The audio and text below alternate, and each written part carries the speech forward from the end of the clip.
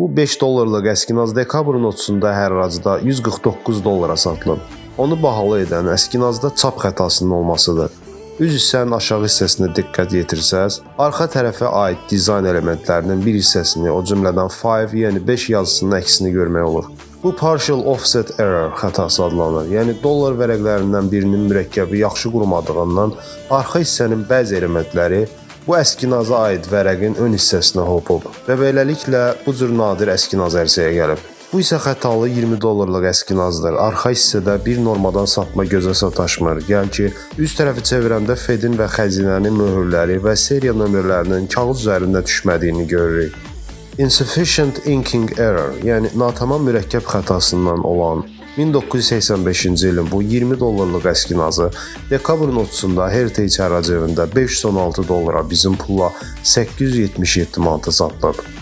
Bu yüksək nominallı əskinaz da eyni xəta qəbilindən olsa da, natamam mürəkkəbin ön yox, arxa hissədə olduğunu görürük və mürəkkəbin az olması yalnız dizaynın sol tərəfinə təsir edib və beləcə solğun görkəm alıb.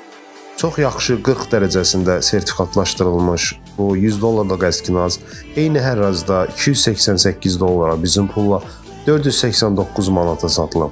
Videomu bəyənməyi unutmayın.